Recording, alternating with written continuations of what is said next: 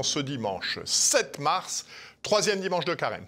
Trois invités dans notre émission. Tout d'abord, monsieur l'abbé Barthes, à propos d'une thèse de doctorat qui a été publiée sous le titre « La part faite au gouvernement français dans le processus actuel de nomination des évêques » par monsieur l'abbé Arnaud Duchéron.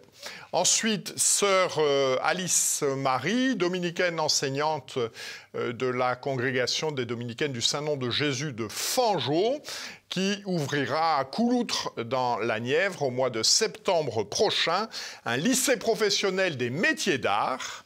Et puis enfin, nous accueillerons Robert Mestelan, qui vient de publier un ouvrage intitulé Saint-Hilaire, qui raconte l'histoire de la restauration d'une chapelle dans le Vaucluse.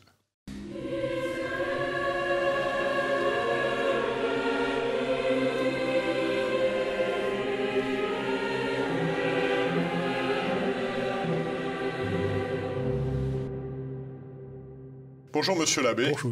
Donc vous avez lu avec intérêt, je crois, donc un ouvrage intitulé « La part faite au gouvernement français dans le processus actuel de nomination des évêques » par Monsieur l'abbé Arnaud Duchéron. Oui, donc il s'agit d'une thèse de doctorat dont l'auteur est à la nonciature apostolique à Jakarta, ce qui n'est pas très facile en termes de communication. C'est la raison pour laquelle, avec son accord, vous venez nous parler très honoré de leur parce qu'en effet, c'est un très bon livre. De cette thèse de doctorat. Très intéressant, et que j'ai connu l'abbé Duchéron parce qu'il est gersois comme moi d'origine, et il a été curé dans le diocèse d'Auch, curé de Mirande, et auparavant vicaire à Lectoure.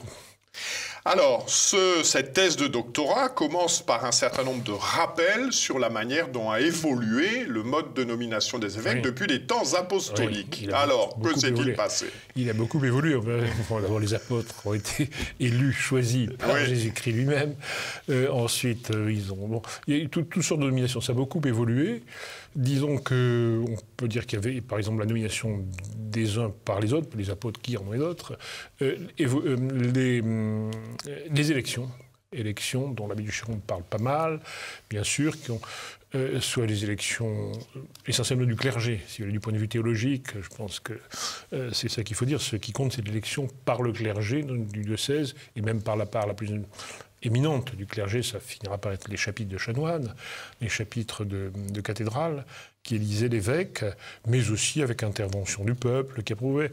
Il n'en parle pas, mais voilà, Saint-Ambroise à Milan, qui était élu par la voix du peuple, peut-être que s'il en parle, enfin bon, peu importe. En tout cas, un petit enfant qui crie Ambroise évêque. Et voilà que le gouverneur, qui était calcumène tout de même, se retrouve poussé vers la chaire épiscopale, pas tout de suite, enfin très rapidement. Bon, donc par du peuple, incontestablement, et puis aussi par des grands, des seigneurs, des notables, des seigneurs, des rois, des empereurs, qui ont eu une part très importante dans l'élection des évêques, y compris l'évêque de Rome, y compris le pape. Combien de papes ont été nommés par l'empereur, finalement. Alors, et après, avec toute la querelle des investitures. Fondamentalement, il reste que, quelle que soit la manière dont l'évêque est nommé, élu, on va dire, d'ailleurs on dit toujours élu. Quand un évêque est nommé, il est élu, choisi.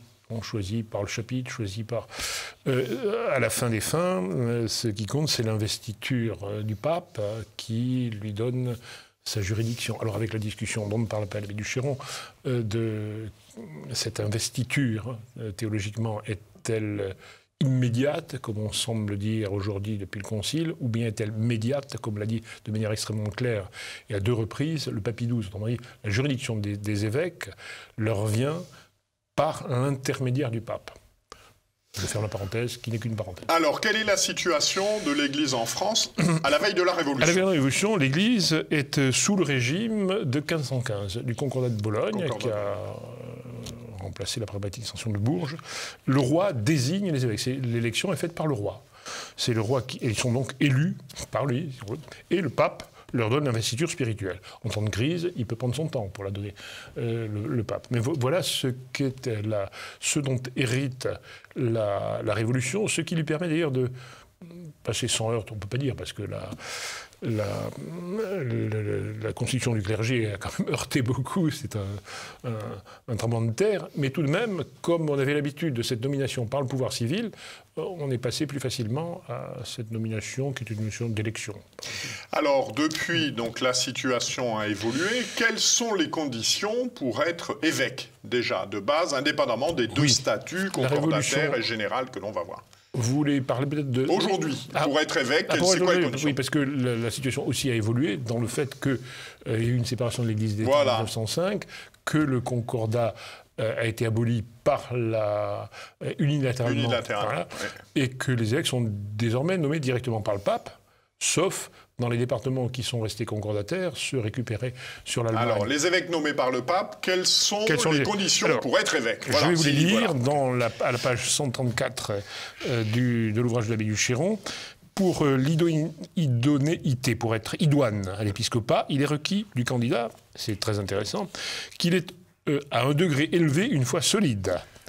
De bonnes mœurs, la piété, le zèle des âmes, la sagesse, la prudence et les vertus humaines, et qu'il soit doué par ailleurs des autres qualités qui le rendent capable d'accomplir l'office dont il s'agit. On va juger essentiellement le nonce dans son enquête. Deuxièmement, qu'il jouisse d'une bonne renommée. En effet, s'il y a des choses qu'on dit qu'on même si elles sont fausses, ça peut être très gênant. Troisièmement, qu'il ait au moins 35 ans. En effet, jadis, il peut y avoir des évêques, voire des cardinaux extrêmement jeunes. Oui, ça Charles Borromée. Qu'il soit prêtre depuis 5 ans au moins. Alors évidemment, il peut y avoir des dispenses pour tout ça. Qu'il soit prêtre depuis 5 ans au moins. Et cinquièmement, c'est tout à fait intéressant qu'il ait obtenu le doctorat ou au moins la licence d'écriture sainte, de théologie ou de droit canonique dans un institut d'études supérieures approuvé par le siège apostolique, ou qu'il soit au moins vraiment compétent en ces matières. Donc il faut un certain bagage intellectuel. En fait, aujourd'hui, on est facilement docteur, mais il est arrivé qu'il y ait des évêques qui ont été dispensés de cela, voire même de la licence. Alors, ces conditions requises, comment ça se passe? Si je puis me permettre, je connais même un évêque qui se trouvait docteur en médecine et on a dit que ça valait. C'est peut-être plus difficile qu'un doctorat d'une autre. Alors, comment ça se passe pour nommer un évêque dans le régime général, d'abord? Dans le régime général et non pas le voilà, concordataire, on verra après. Donc, c'est le pape qui va nommer. Des listes sont établies par les évêques, par la conférence épiscopale, etc. En fait, le nonce fait une enquête, voit des noms, etc. Et à la fin des fins... Donc il transmet l'aternat. Va transmettre l'aternat au pape. Donc c'est 3 noms. 3 noms. 3 noms, comme insiste, c'est l'abbé du Chéron qui le dit, pour que la liberté du pape soit totale. Alors l'aternat va passer par le filtre de la congrégation pour les évêques, c'est-à-dire les cardinaux qui sont réunis autour du préfet de la congrégation pour les évêques, actuellement pour très peu de temps le canal Ouellette, et qui étudie cette terna et qui, je crois, à ce moment-là, fixe l'ordre de l'alternat. Premier, deuxième, troisième. Le pape, normalement, la plupart du temps, le premier, mais il n'est pas obligé. Il n'est même pas obligé de... Oui, il peut choisir. Voilà comment ça se passe. Alors, après... il y a la question faite au gouvernement. Voilà, c'est le sujet de cette thèse. Alors, le gouvernement intervient quand? Intervient après la nomination. Lorsque cette nomination est faite, désormais, sans qu'il y ait plus de concordat, il y a tout de même des accords qui ont été passés après 1918. L'aide-mémoire Gaspari. L'aide-mémoire Gaspari, une espèce de concordat informel, et qui, sur ce point, l'aide-mémoire Gaspari, fait qu'on avertit courtoisement le gouvernement, qui ne nomme plus les évêques comme il le faisait auparavant, on l'avertit courtoisement du nom de l'élu, mais qui est élu par le pape, là, pour le coup. Et donc il y a tout un échange, parfois très informel, parfois plus formel, entre la secrétaire d'État, ambassadeur auprès du Saint-Siège, et puis le Quai d'Orsay, et puis le ministère de l'Intérieur, le bureau qui s'occupe, le bureau général des cultes. Et le gouvernement donne la plupart du temps son accord. Enfin, et il a 15 jours pour faire ses remarques. Faire des remarques. Il ne peut que faire des remarques. Hein. Il ne peut pas, en théorie, empêcher la nomination. Simplement, s'il fait des remarques négatives, c'est arrivé dans le passé. L'abbé du Chéron en compte 12, je crois. Oui, c'est ça. Il donne le chiffre de 12. Il donne le chiffre de 12. Dans ce cas-là, jamais, dit-il, le Saint-Siège n'est passé outre. Et on a accepté, soit qu'on ait mis l'évêque... Voilà, généralement, il dit on le déplace. On l'avait prévu pour tel poste, voilà, on va le mettre souvent, ailleurs. c'est parce que à cet endroit... Enfin, il y a un cas qu'il donne et qui est le plus connu. C'est celui qui devait être nommé évêque de Nantes. J'essaie de retrouver son nom. Je ne le retrouve pas, ça fait rien. Le Chenon Piour, qui était donc de très forte personnalité, qui était donc de Nantes, je ne sais pas où il devait être nommé, à Versailles. Il était prévu pour Versailles. Le Chenon Piour était un homme de très forte personnalité qui avait pris parti fortement dans les affaires d'école libre dans les années 55, dans le refus de 53. Et il avait prôné la grève de l'impôt. Oui, la grève de l'impôt. Donc là, on dit non, c'est trop fort.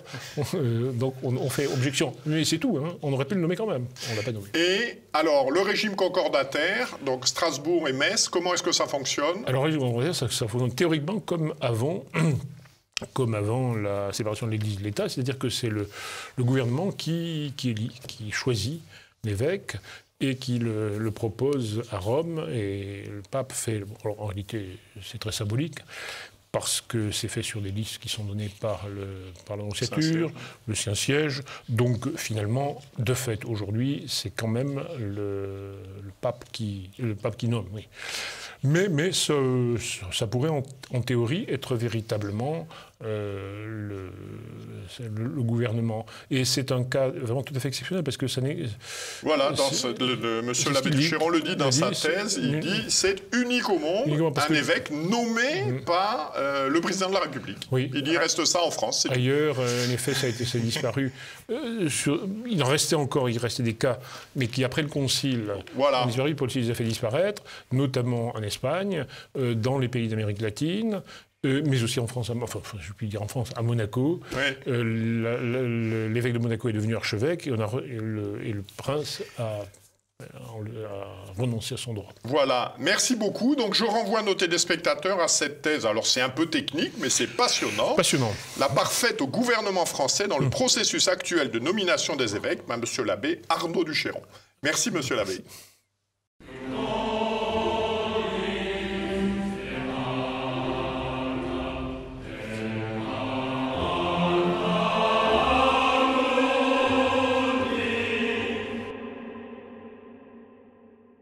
Bonjour ma mère. Bonjour monsieur. Vous êtes dominicaine de la congrégation des dominicaines enseignantes du Saint-Nom de Jésus de Fanjeaux. Oui. Et vous avez annoncé pour la rentrée 2021 l'ouverture d'un lycée professionnel des métiers d'art.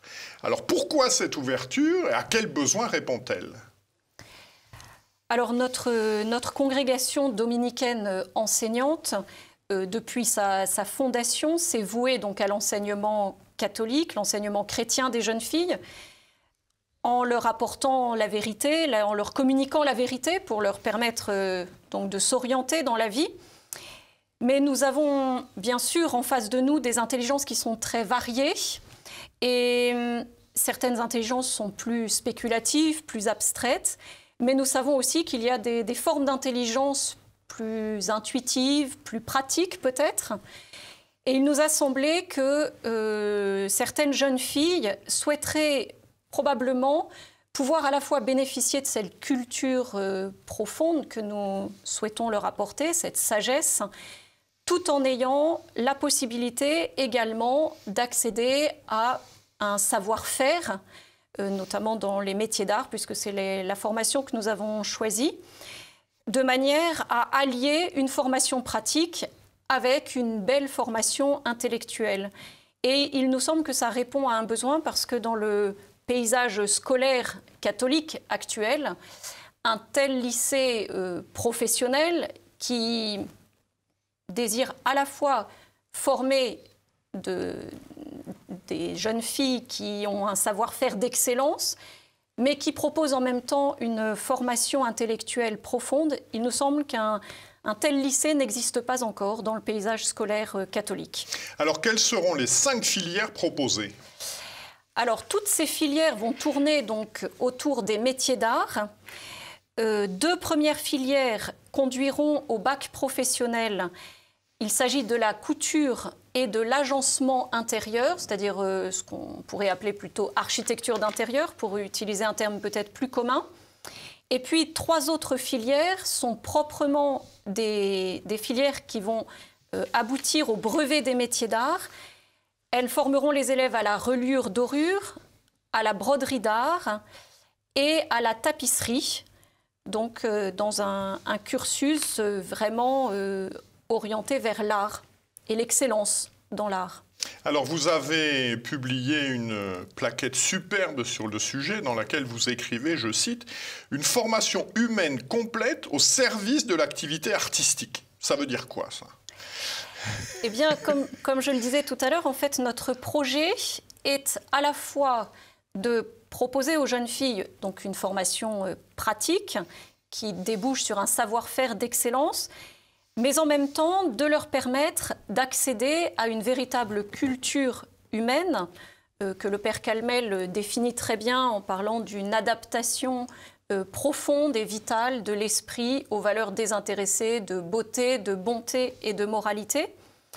Donc nous voudrions que ces jeunes filles puissent accéder à cette vaste culture qui sera comme le soubassement ensuite de leur savoir-faire, puisque pour produire une œuvre belle, il faut avoir une intelligence formée. Nous aimons une expression qui ne vient pas de nous, mais que d'autres ont utilisée. Il parle de l'intelligence de la main. Et ce savoir-faire d'excellence, qui est donc effectivement un savoir-faire de la main, doit être porté, nous semble-t-il, par une intelligence bien faite,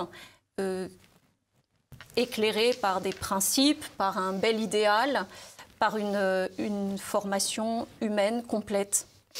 Alors concrètement, comment va s'organiser l'articulation entre la partie théorique, la partie pratique ? Où est-ce que ça se situe géographiquement? Est-ce un internat, un externat? Comment ça se passe un peu? Alors notre lycée professionnel donc, va trouver abri dans notre maison de Couloutres, dans la Nièvre. Donc nous sommes au nord de Nevers. Et cette maison de Couloutres, dans la Nièvre, abrite déjà un cours qui propose une formation classique, une filière générale. Donc notre projet, c'est que la filière générale et la filière professionnelle fusionnent pour les matières générales, c'est-à-dire la doctrine chrétienne, bien sûr, le français, la philosophie, l'histoire et la géographie.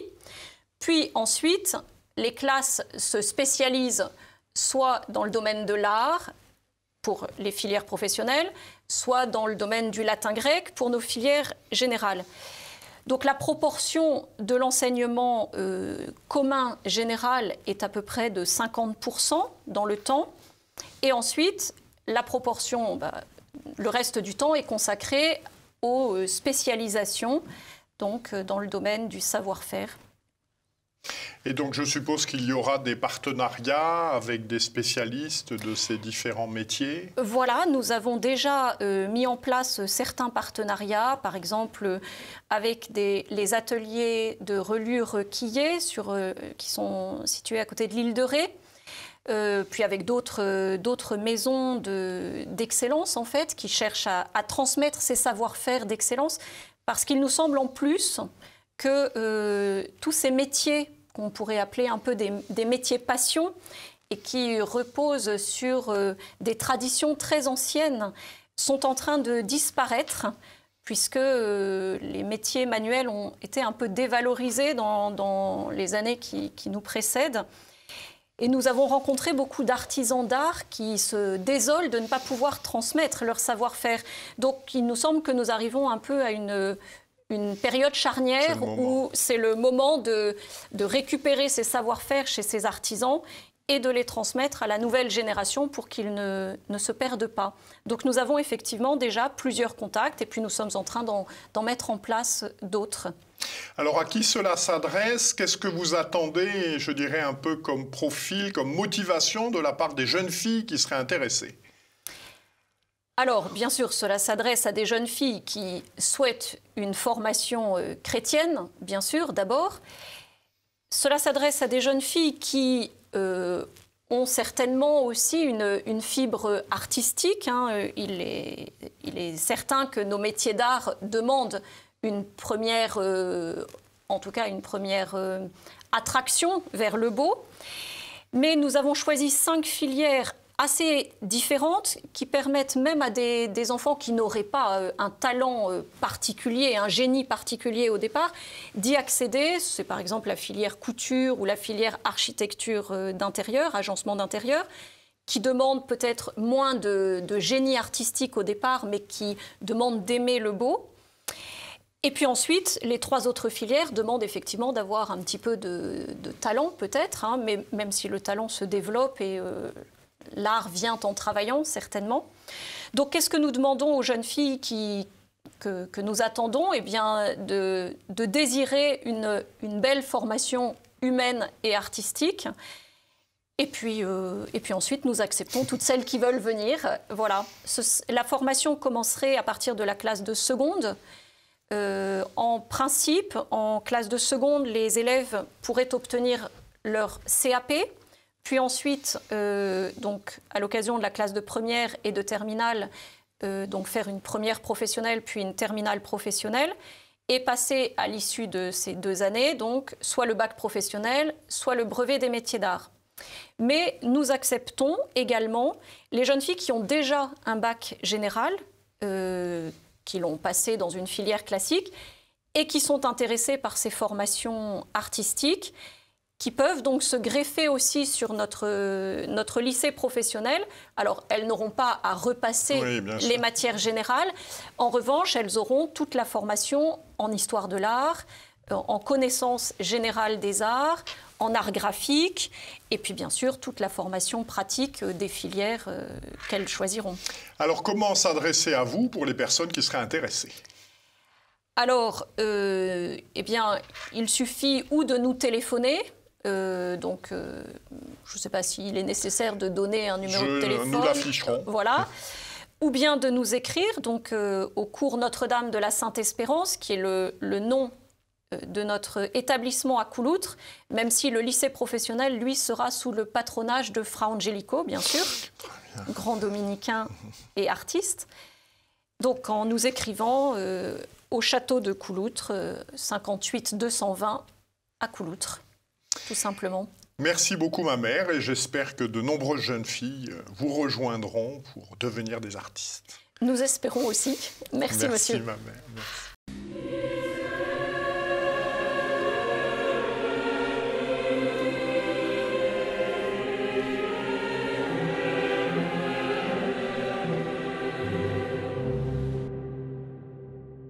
Bonjour madame, alors nous joignons par téléphone la madame Claudia Mestelan à l'occasion de la parution d'un superbe livre, en fait un album sur l'église Saint-Hilaire que vous avez restauré entre 2011 et 2019. La première messe de cette église rendue au culte a été célébrée le 14 janvier 2019. Alors, Saint-Hilaire, où se situe cette église précisément géographiquement ?